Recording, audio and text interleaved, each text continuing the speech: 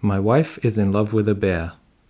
Specifically, a Russian bear who was rescued as an orphan cub 3 years ago near a rural airfield and who has since grown into what I must admit is a most handsome and charming creature.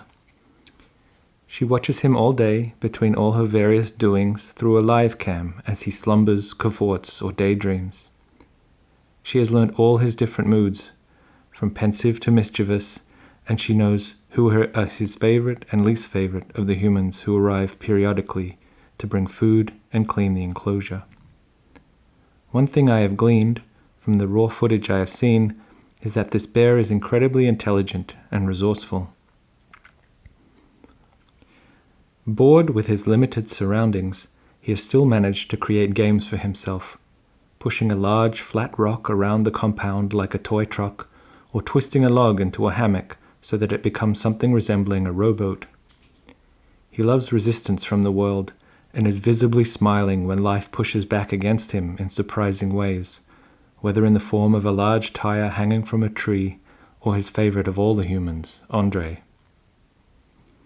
If a bear plays in the forest, does anyone see him? In this case, yes. Even at 3 a.m., he might be swimming in his pool, making intricate games with his giant paws and the physics of water. Other times, he becomes exhausted by the lack of existential pushback and lies on his giant furry paws, reflecting rather glumly on his plight, locked in a cage about 1/2 acre square. At these times, a deep melancholy can descend on his large, charismatic head, the same head which swayed back and forth with such joy just the day before, while playing with a sapling and trying to turn it into his own private, flexible jungle gym.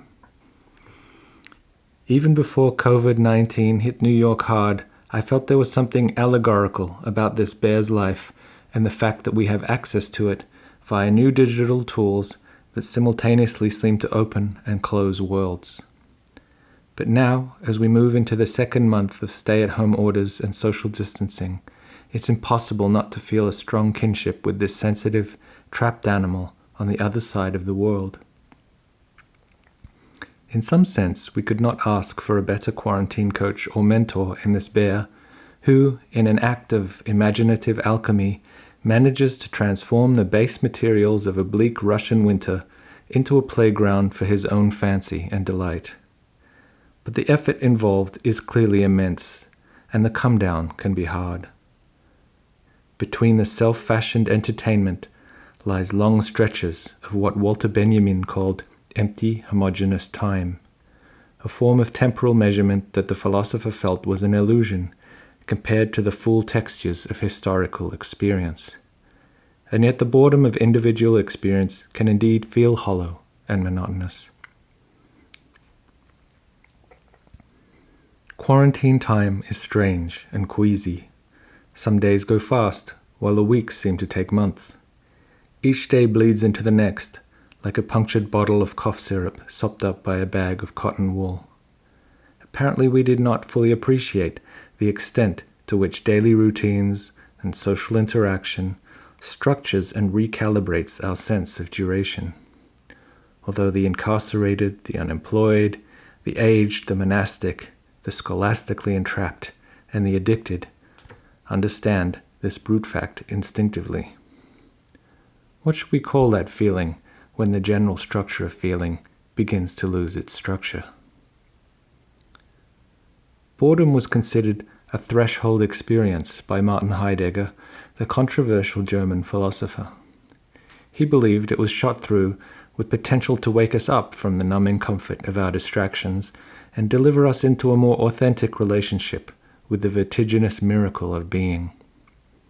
Modernity, for this same thinker, represented nothing more or less than the forgetting of being, thanks to the inoculating efficiency of modern technologies, automatized habits, alienating impulses, and existential disavowals.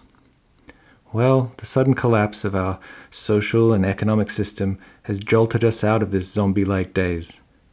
The remembering of being, however, is no picnic, especially for creatures who have dedicated at least the last few centuries to repressing the full force and feeling of its fragile and fleeting nature. We are thrown into this world without asking to be. So we must contend with being wrenched into existence out of the rather smug continuum of lifeless matter, which is why Georges Bataille calls us discontinuous beings, forever attempting to simulate some kind of continuity, especially through erotic pseudo-fusions. The battle between soothing distraction from and painful acknowledgement of the conscious burden of being individuals, along with our own lonely trajectories and fates, is ongoing, however. Netflix is one of the most popular strategies we have against smashing our bug-like faces against the onrushing windscreen of personalized finitude. And as such, it embodies a new kind of digital cogito. I watch, therefore I am not. Indeed, I'm beginning to suspect that Netflix itself has become sentient and is trying to communicate with us and perhaps even warn us against further dangers to come. Take, for instance, the new reality TV show The Circle. This franchise, which began in the UK but has since mushroomed into the US, Brazil, and France, features contestants who isolate themselves in separate apartments in the same building, only able to communicate with each other via text. Essentially a cross between Big Brother, Survivor, and Black Mirror, the viewer enjoys a sense of voyeuristic access and omnipotence as the contestants talk to themselves, narrating their thoughts in a self-conscious, no doubt contractually obliged form of mental extrusion. Like the Russian bear on YouTube, they are mostly left to their own devices to keep themselves entertained, while food arrives periodically at their door. But in this case, they are competing for a cash prize by participating in a socially mediated popularity contest. Consider also Love is Blind, which also premiered on Netflix just a couple of weeks before the virus infected our media ecology as much as our bloodstreams. Here again, contestants were mostly relegated to isolated pods and obliged to talk to each other in highly mediated ways. Again, not even seeing each other's faces, but relying on the spoken or written word to make conversation, diversion, judgments. Was Netflix preparing us for an imminent world of radical separation and the simulation of company or community? Moreover, did the CEO of Netflix, along with Jeff Bezos, engineer COVID-19 in his evil lair so that we would all be 100% reliant on their commercial vectors to eat and stay even vaguely entertained?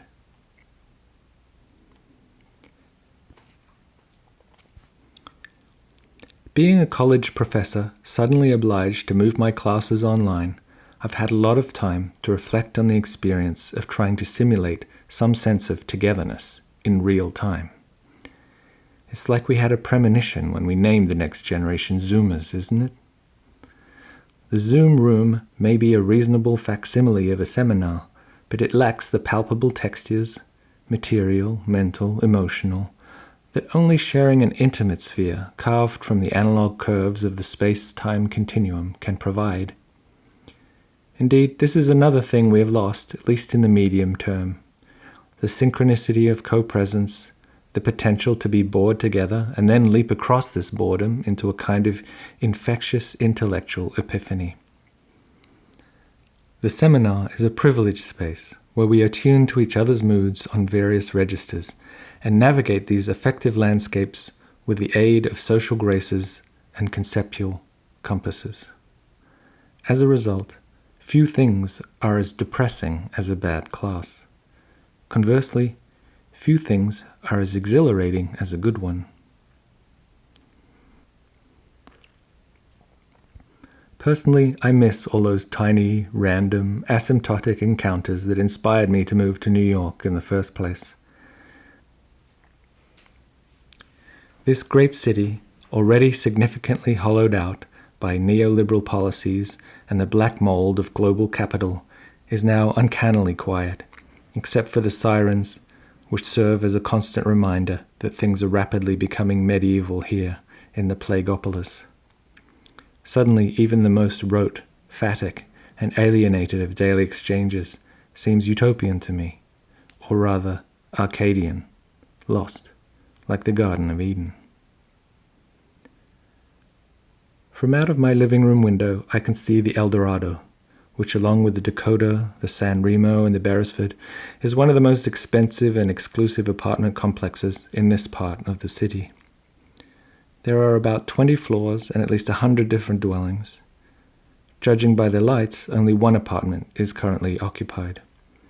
The rich have fled the city for their Hamptons retreats, Caribbean getaway, or New Zealand bunker. I say we don't let any of them back in.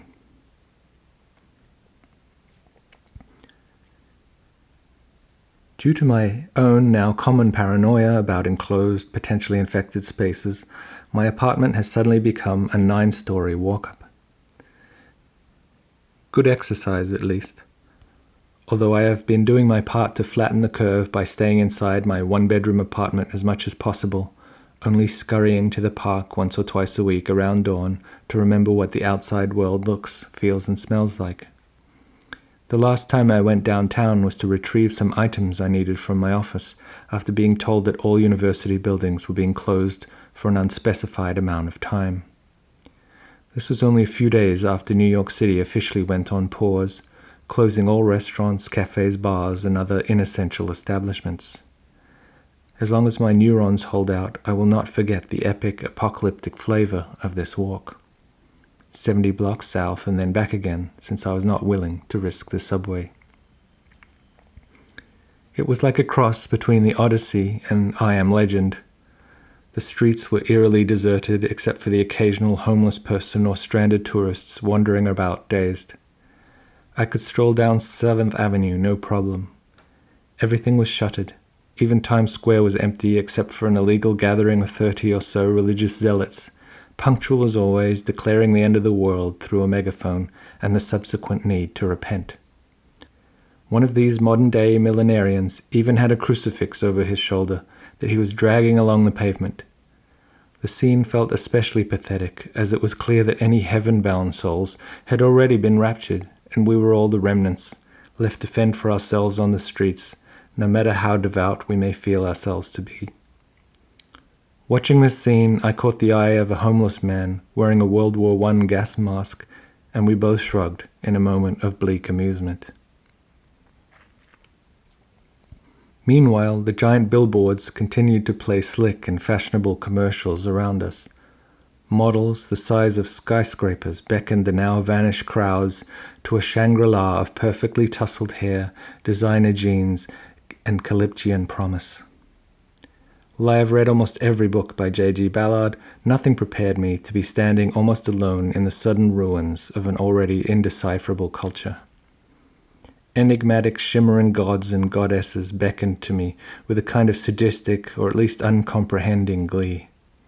I wanted to stay there for a while, in the belly of this evacuated beast, in order to absorb the full effect of a pantheon now abandoned by man, whose solicitous smiles and flirtatious gestures were now mute and unseen. Like an aurora borealis shimmering over the valley of death. Of course, all pronouncements of the end of capitalism are premature. Indeed, I wouldn't be surprised if the forces of capital outlived humanity. Insert overused Frederick Jamison quote here. As long as Instagram is still functioning, along with Wi-Fi, the children of these avatars of consumption will persist, finding new ways to drape their lithe bodies in the invisible garments of the economic emperor, also known as brands. Nevertheless, the whole world has a real fire festival vibe right now.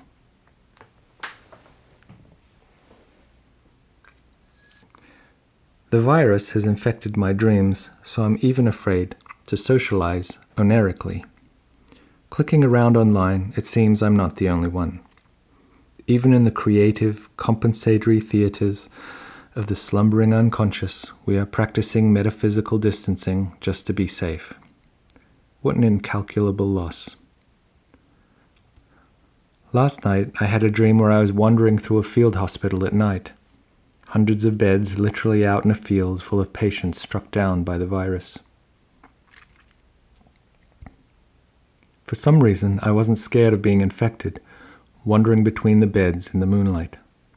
I soon noticed that the heart monitors were displaying stock market surges and drops rather than the pulse of the sick ones. One patient started to try to say something to me, short of breath. I leaned closer and heard the old man wheeze, "Coming soon to Netflix, the new season of Stranger Things." I looked at the doctor nearby, puzzled. He wearily explained that in order to satisfy the requirements for health coverage, patients had to make regular sponsored announcements up to their last dying breath. I suppose this is obvious, but one reason we all feel so weird right now is because we're scared, and thus our fight-or-flight reflex is activated. And yet we are obliged to stay put, neither fighting nor fleeing. So we marinate in our homemade homeopathic adrenaline drips. As a result, the 7 p.m. whooping and hollering in support of medical workers hasn't yet failed to make me misty. There's a couple of adorable kids who clamber up on the roof opposite with their young father and bang some pots like gongs. It's a collective tonic after all the isolation and disquieting quiet, punctuated increasingly frequently by sirens. Is it too much to ask a new sense of the people will arise from this? That shameful feeling when you can feel a personal essay coalescing in one's mind like an unwanted ovum, or rather like a hairball that you need to cough up, as if the world needs yet another middle-class person commenting on the coronavirus. And yet, what else are we supposed to do? Highly trained word processors trapped inside with access to little more than keyboards and caffeine. Of course, I'm currently one of the lucky ones, the equivalent of a contestant on The Circle, who is more likely to suffer from cabin fever than anything else, while the desperate ones deliver groceries to my door unseen. Though truth be told, the supply chains in the city have collapsed, and I can no longer count on deliveries. The real question is whether C-19, as people are starting to call it, will prompt a Jenga-like collapse, including the billionaires whose vast and unthinkable fortunes cannot withstand the breakdown of the banking system, or will sanity eventually prevail and new safety nets will be installed, including the long-overdue win-win scenario of a universal basic income, as currently being considered in Spain. Depressingly, however, the US seems hell-bent on belligerently belly-flopping into its new global role as failed state number one. Indeed, as I write, the White House has just refused to bail out the United States Postal Service. Can it be a coincidence that this is our last chance to communicate with each other, free of corporate surveillance and interference? Twitter, Facebook, and so on make us feel more connected to those we've now been decisively estranged from. But they also magnify and amplify this estrangement, clumsily reinforcing the profound gulf between telecommunication and the kind fostered by physical proximity. My point is not to simply insist on the superiority of the latter, but to bemoan the lengths to which our political managers are actively trying to banish it. The Italian philosopher Giorgio Agamben has justifiably caught a lot of flack for his commentary on the crisis, especially his comments playing down the horrific fatality rate of the virus. In this sense, he is speaking in concert with despicable figures like Bolsonaro and our own Orange Menace. Nevertheless, he is also not exactly off the mark when he foresees the ways in which our current technocratic managers will seize on this opportunity to introduce new draconian surveillance measures and systems, policing our every move and even monitoring the contents of our bloodstreams in real time.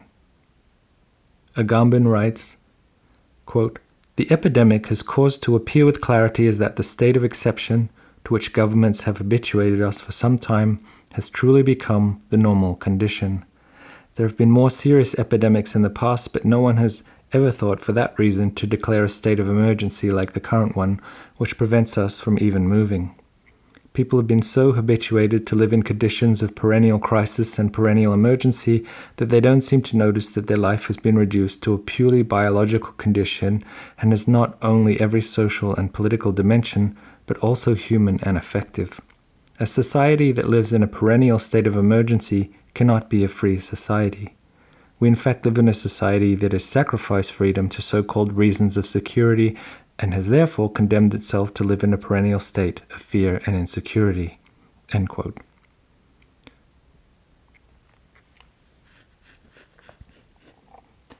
Looking out my kitchen window at 9 p.m. on a Friday night, the streets are empty.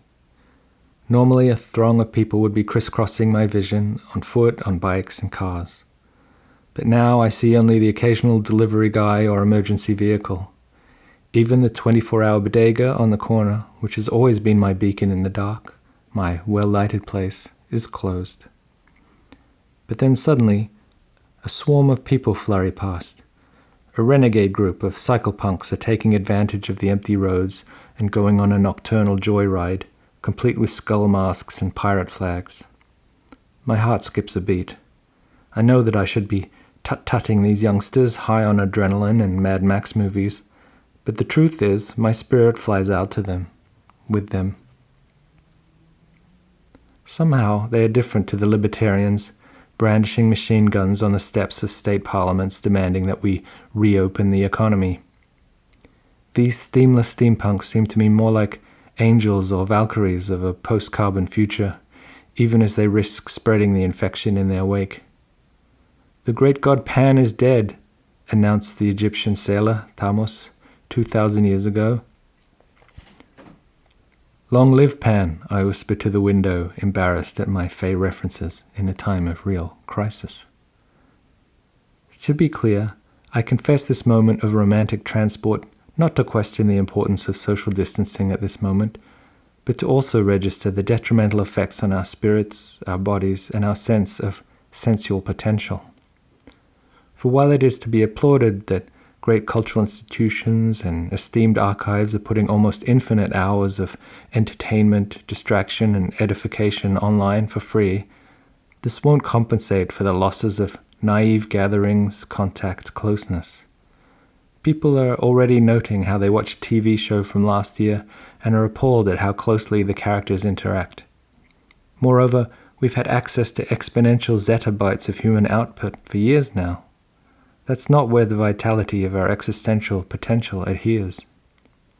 Truly, we are living, as Jean Baudrillard noted, after the orgy.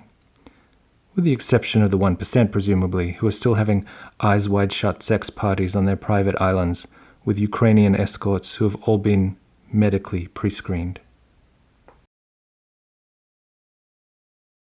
My sister, a Buddhist monk, is trying to figure out the technology to enable her to upload some videos on turning self-isolation into self-actualization.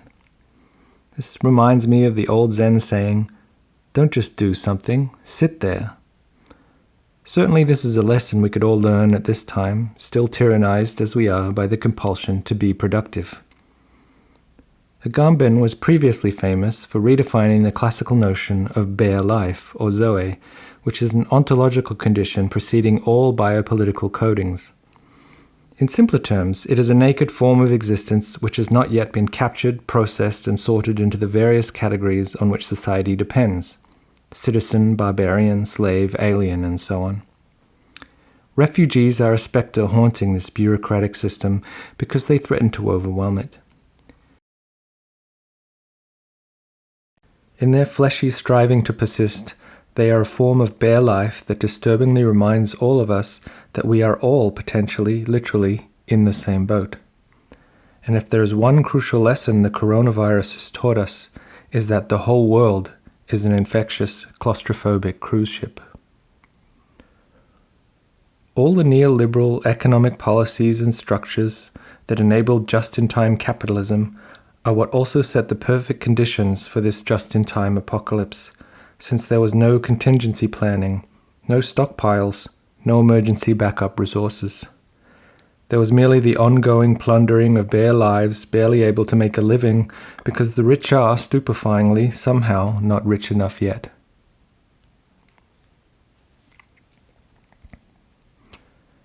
We all knew this in our bones as we watched the planet itself gasping for breath. The Amazon forest, the lungs of the world, have been on fire with the economic equivalent of COVID-19, fanned by the corporate logic of Amazon.com.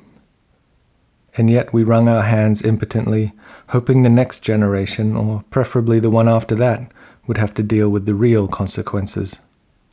First world problems, of course, since most of the world has been dealing with these consequences for years, decades, centuries.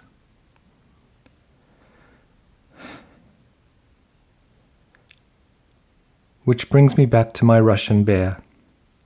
In some ways, he is one of the lucky ones, since he is alive and healthy, albeit bored and in captivity. Given the ways in which humans have monopolized and decimated the ecological world for our own ends, animal life has been dragged almost completely inside our own biopolitical apparatus. There is no longer any outside the Anthropocene. No beyond the toxins we have created, the plastics we have produced on such a mind-boggling scale. We have, for instance, created a new type of bear life for the life of bears that are obliged to endure their existence inside our own cages or, at best, the perimeters of our own national parks. Instead of catching salmon in living streams, too many of them now frolic in tiny pools on live streams. Perhaps it's ironic, however, that I'm feeling sorry for a bear that enjoys more room to roam than I do. Human delusional pathos forever wins the day. Heidegger notoriously claimed that animals are poor in world. This in comparison to humans who are, at least on a good day, supposed to be world-building. Nevertheless, I'm grateful to have a lockdown coach like this Russian bear. When he devises a new toy from the sticks and stones that litter his compound, I swear he laughs to himself. And who knows what flights of imagination he goes on, while I sit in a Zoom office hour, awaiting students that never arrive.